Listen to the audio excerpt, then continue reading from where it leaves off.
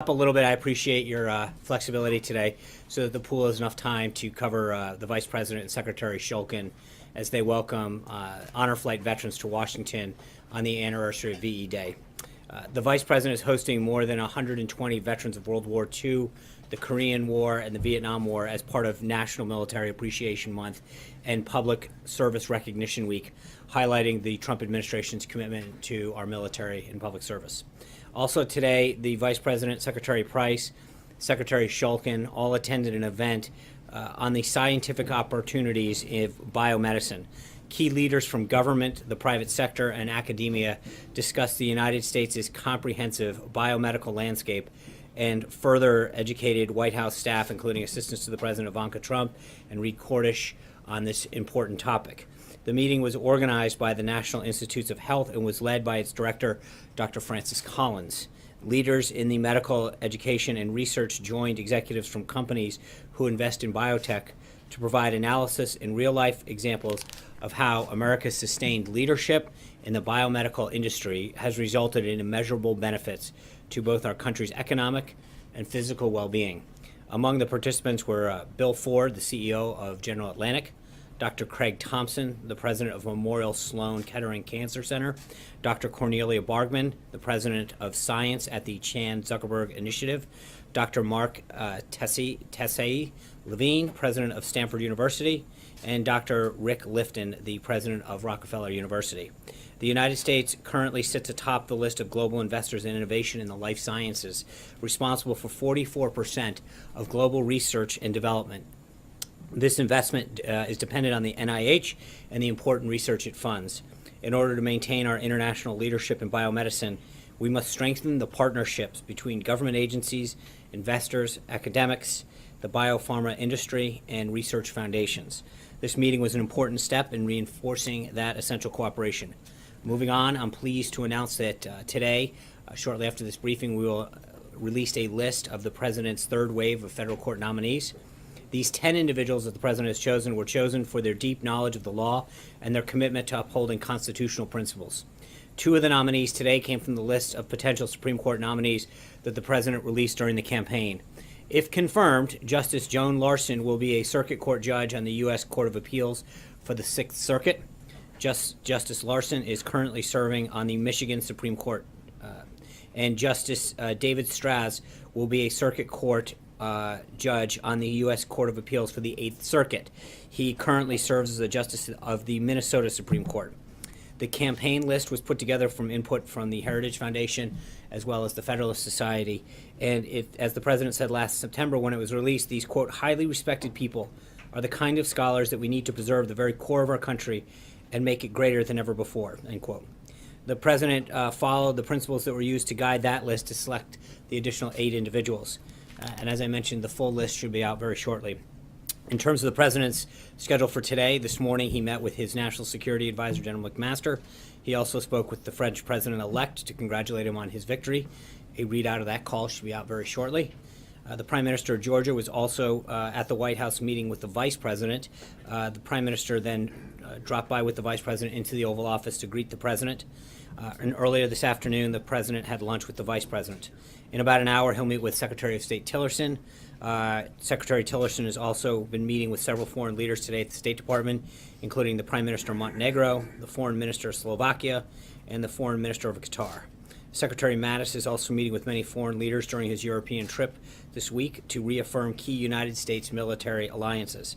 The Secretary is in Denmark to co-host a meeting with the Danish Minister of Defense with senior leaders from 15 countries that are key contributors to the de-ISIS military campaign.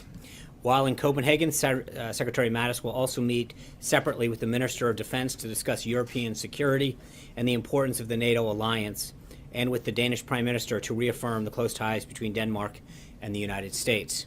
In other cabinet news, Secretary Zinke is in Utah today, continuing his 4-day listening tour on the Bears Ears National Monument and Grand Staircase Escalante National Monument, putting into action President Trump's April 27th executive order to review these monuments. Secretary Zinke will be accompanied by the governor and member of Utah's congressional delegation and local stakeholders for a morning aerial tour of the million-plus acre monument and an afternoon hiking tour and a roundtable meeting this evening with Friends of Cedar Mesa Museum. While in Utah, the Secretary and other officials are holding daily press briefings on the ground. You can reach out to the Interior Department for more details. And with that, I'd be glad to take a few questions. Kristen. John, thank you. Former President Obama warned then President-elect Trump against hiring Mike Flynn as his national security advisor. Why did he ignore that warning? Well, the president doesn't disclose details of meetings that he has, which in this case was an hour-long meeting, but it's true that President Obama made it known that he wasn't exactly a fan of General Flynn's, which is frankly shouldn't come as a surprise to anyone that given that General Flynn had worked for President Obama, was an outspoken critic of President Obama's shortcomings, specifically as it related to his lack of strategy confronting ISIS and other threats around that were facing America. So the question that you have to ask yourself really is if President Obama was truly concerned about General Flynn, why didn't he suspend General Flynn's security clearance, which they had just reapproved months earlier? Additionally, why did the Obama administration let Flynn go to Russia for a paid speaking engagement and receive a fee? I mean, there were steps that they could have taken that, if that was truly a concern more than just a person that had bad blood. And I want to follow up on a couple of points because you raised the security clearance. But before that, if a sitting president raises the name of one individual, why wouldn't that give the president-elect pause? I understand what you're saying, the caveats about the fact that he campaigned against Hillary Clinton, etc. But wouldn't that give the incoming president pause? Well, I think I would not know that I agree with your characterization. He made it clear that he wasn't a fan of his, and I don't think that should have come as a surprise considering the role that General Flynn played in the campaign, criticizing his. You didn't give him any pause at all. No, I think you if you know what we knew at the time, which is that the security clearance that he had been reapproved in April of that year, and they took, not only did they reapprove it, but then they took no steps to suspend it. So the question has to be, what did they do if they had real concerns beyond just not having, not liking him for some of the comments that he made? It's our understanding, and if you could clarify this, did Mike Flynn not need upgraded security clearance in order to serve as the national security advisor? Oh, he'd been head of the Defense Intelligence Agency. That's the same. You vetted him as well, correct? That's the same clearance that the security clearance. We went over this a while ago. It's the same clearance at any level. Once you get it, you get it. For the time that you had, he had his reinvestigation in April of 2016, and the Obama administration took no steps. Not only did they reaffirm that security clearance, they took no steps to suspend it or take any other action. But did you not vet him yourselves? Well, you don't vet on a security clearance. That's why you get a security clearance. Everyone in the government goes through the same process. So the answer is that that same process worked for General Flynn as it did for me or for anyone else who works here. There's no difference of a security clearance once it's issued. Zeke. Thanks, Sean. You said a few minutes ago, Christian, what we know is what we knew at the time. So knowing what the White House knows now, does the White House, does the President believe that General Flynn should not have had that clearance reissued last year, number one? And number two, does the White House believe that General Flynn was truthful when he filled out his SF-86 for that reinvestigation last year?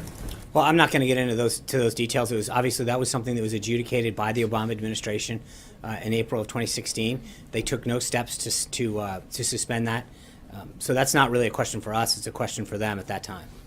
Knowing what you know now, that's in the public Yeah, I think the record. president took appropriate action when he did, once he felt as though General Flynn had misled the vice president, and he took appropriate and decisive action at the time, and he stands by that today. Did his ties to Russia, did his work as a registered foreign agent for the government of Turkey lead to his firing in February? Well, again, I don't think we're going to re-litigate this. The president made the right decision back then, and he stands by that. Hunter. Thank you, Sean. Last week, officials indicated the Pentagon planned to send the president a proposal to send several thousand additional troops to Afghanistan. Can you confirm whether or not the president has made a decision about sending additional troops to Afghanistan? And if so, when are they going, how many are going, and what is their mission? Yeah, I'll refer you to the Department of Defense on that. They are in contact with him, but we have nothing to share at this time. Sarah. Thanks, John. The president tweeted this morning that senators on the Intelligence Committee should ask Sally Yates about her role in classified leaks about General Flynn. Does the president have evidence that ties Sally Yates to the Flynn leaks? Why did he tweet that? Well, I think you guys are well aware of the president's concern about spills of classified and other sensitive information out into the open. It's something that should concern every American, and the president's made it very clear since he took office that's a big concern of his. And so the idea that classified information made its way into the press is something that I think, while we're asking all of these questions, is one of the ones that I think the senator should ask. How did that information get out into the open like that? I think that is an equally important question that frankly isn't getting asked. But does the president believe that Sally Yates was the leaker in this? Again, I think that the tweet speaks for itself. What he's saying is that the Senate should ask those questions. Yeah. Sean, aside from the announcement today that the president will nominate 10 judges to fill federal vacancies, many conservatives remain concerned the White House is woefully behind on overall appointments. The president recently told the Examiner, paraphrasing, that he doesn't need to fill vacant posts in the administration. After these 10, there will still be 110 judicial vacancies. Does the president still believe vacant administration jobs do not need to be filled? And are there any plans to increase the pace of political appointments? So there's like 3 questions in there. I'll try to break them down.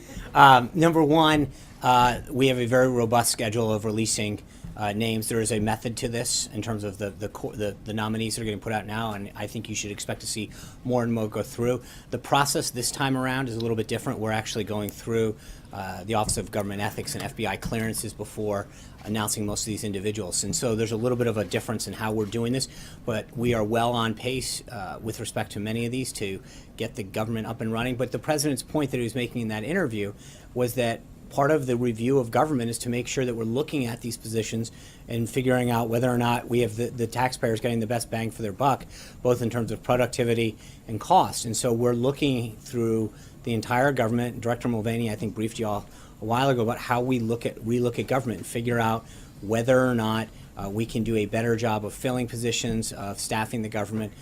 But we're going to continue to have announcements on key positions as the week goes by. Control to the bureaucracy if you don't fill some of these We top are, roles? and that's what I'm saying. I think that you're going to continue to see, whether it's judicial nominations, ambassadors, other key positions. I think we have a very healthy clip of announcements that continue to go out. Trey. Thanks, Sean. Ahead of her testimony today, does President Trump believe Sally Yates is a trustworthy source of information? Well, that's not up for us to decide. I mean, that is up to the Senate to decide whether or not what she does, and we'll have to wait and see what that. And following up on Sarah's question, it seemed that the president was implying that Sally Yates may have had something to do with the leaked information to newspapers. Is that what he was implying? Well, I think the tweet speaks for itself. I don't think sometimes you don't have to read too much into it. Richard. Thank you, Sean. 2 questions on NAFTA. First, the Canadian Prime Minister on Friday said that they're considering, as a reaction to what the Prime Minister calls an unfair punitive duty on Canadian softwood lumber, Right. considering banning coal imports from the U.S. Is it the beginning of a trade war between Canada and the U.S.? No, that's why we have dispute settlement mechanisms to do this in a responsible way. Wilbur Ross, the Commerce Secretary, has been in touch with his counterparts over there, and I think, look, there's a reason that the dispute mechanism is set up the way that it is under this particular trade agreement, but under most trade agreements, so that the 2 parties can resolve them in a way that allows for both sides to air their concerns. But that's why you have an agreement, and that's why you have a mechanism set up to do that. So you trust the mechanism on this? No, let's let it play out. But I think Secretary Ross took appropriate action to protect a U.S. industry, and we're going to let the process play out. And 10 days ago, the president said that Mexico and Canada had agreed to fasten the process to renegotiate NAFTA. What has happened in the last 10 days? Well, I think our officials will start to. We'll have further updates for you on that. Right now, there's nothing to share. John.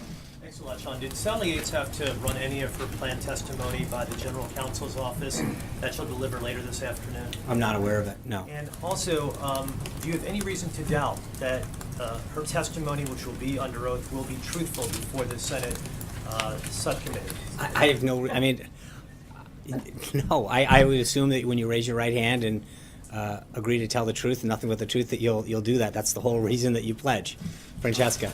Thank you, Sean. For weeks during the transition, President Trump was not receiving a daily intelligence briefing. He was receiving his information from General Flynn. Do you think that lack of direct information from the intelligence community contributed to the lapse in vetting with General Flynn? So first, he did get his. I mean, we extensively went over the PBD briefing throughout the campaign. I believe back then it was 3 times a week that he was getting it, and then supplanted by his national security team. They would go in and do that. So I don't. I think the premise is not there.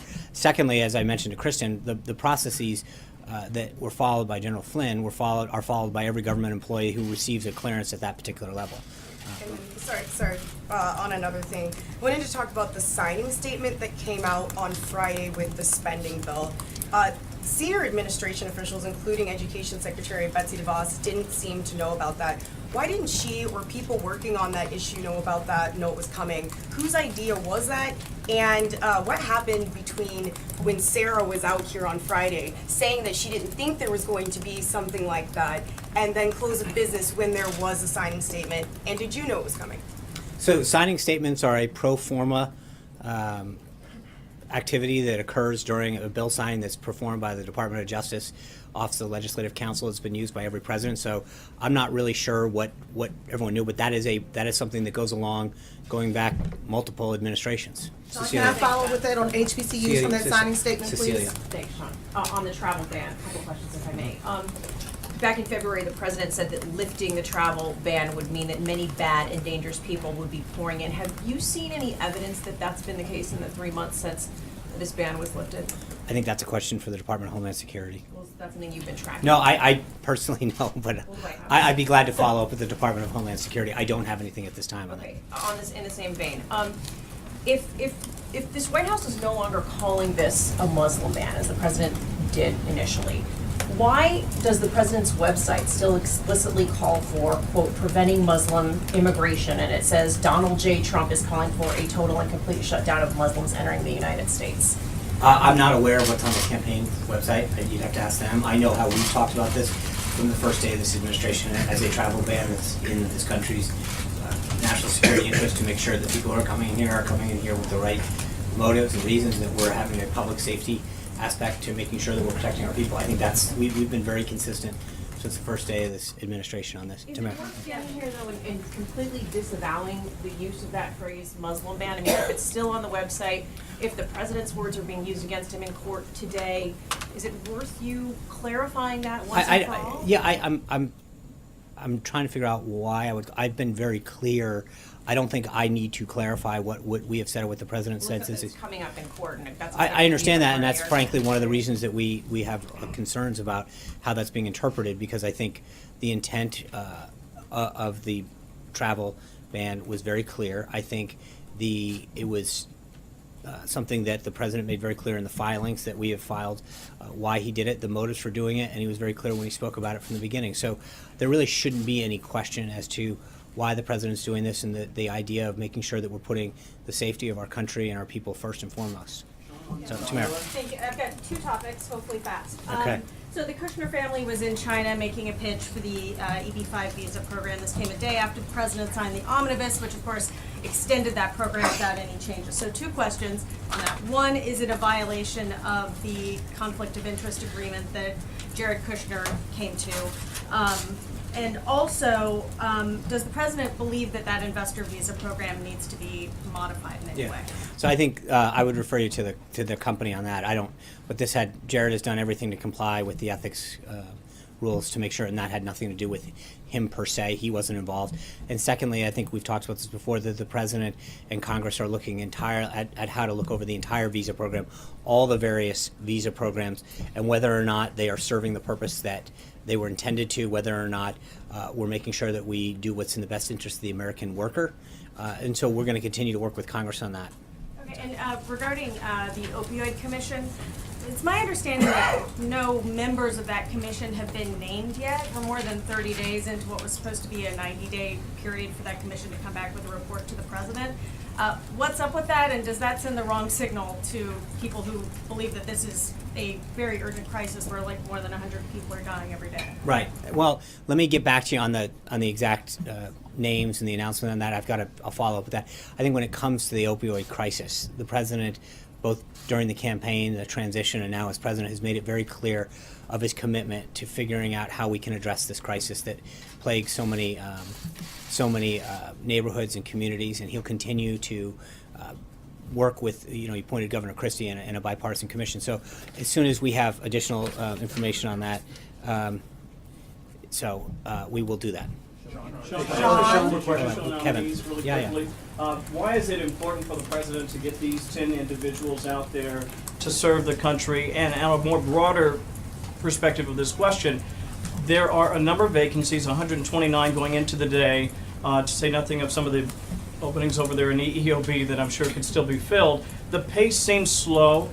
Is the president aware of that pace? Is he comfortable with the pace? And what's the White House doing, not just to fill those important judicial jobs, but others that are related to the administration? So on the judicial jobs, obviously, we're going through it in a very methodical way. As I mentioned earlier, there's a lot of background that goes on in each of these in terms of the Office of Government Ethics, the FBI background check that goes on. And so they're all in the pipeline. I think you'll continue to see a very robust amount of announcements on not just the judicial front, but on several of the fronts. And we're really, we've been tracking where we are. I think we're well on pace with where previous administrations have been, some ahead, some a little behind. But we're doing a great job of filling those key positions and making sure that we get the right person for the right job. Sean. I want to ask you a big picture question about Afghanistan. You were asked about troop levels and you don't have an answer to that. But last week, the Special Inspector General for Afghanistan and Reconstruction painted a very grim picture.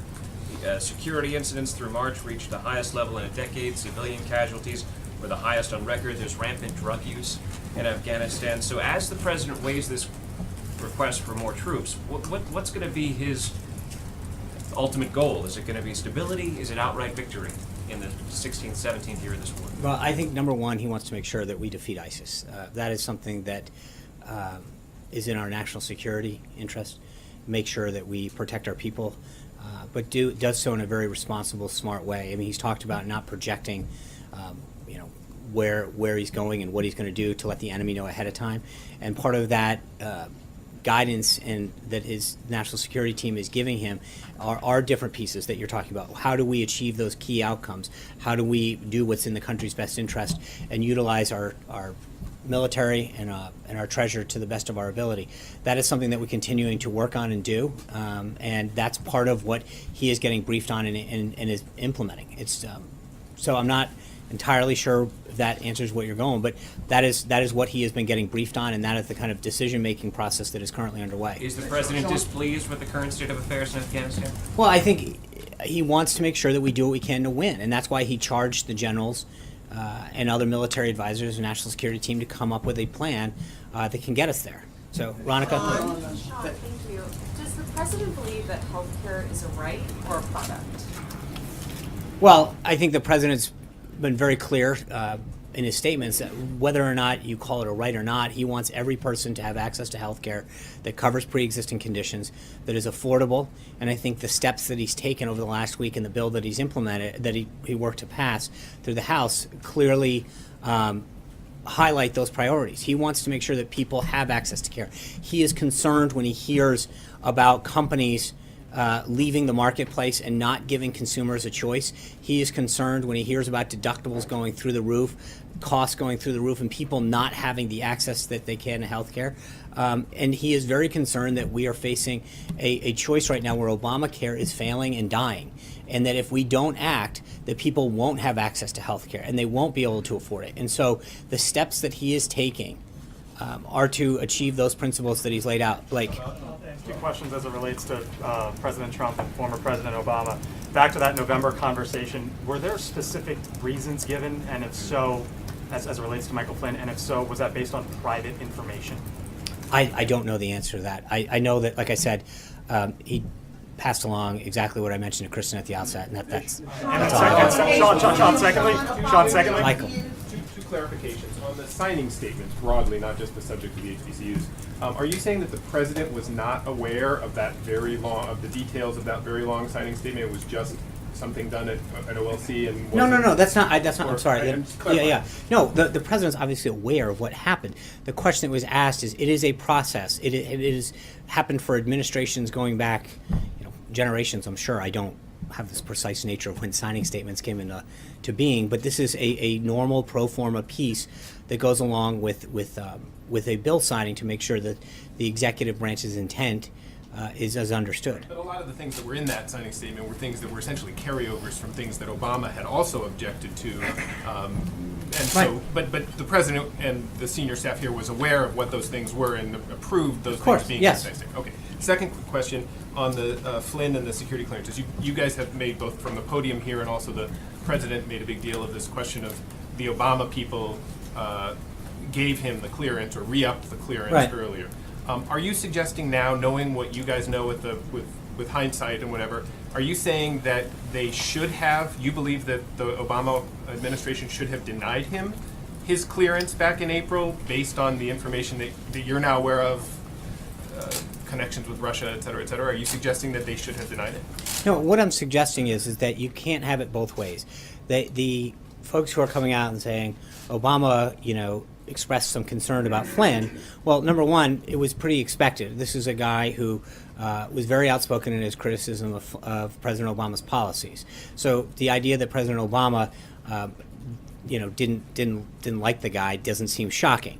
But the point that you have to ask yourself is, if the Obama administration, or under the Obama administration, if they reissued one of the highest security clearances that you can get, knowing what they knew then, and then didn't do anything to take a proactive steps to suspend it in any way, shape, or form, the question you have to ask yourself is, if they were concerned, why didn't they take any steps? They're the ones who had, at that point, all the access and all the knowledge to everything that was on his SF-86 security clearance, not us.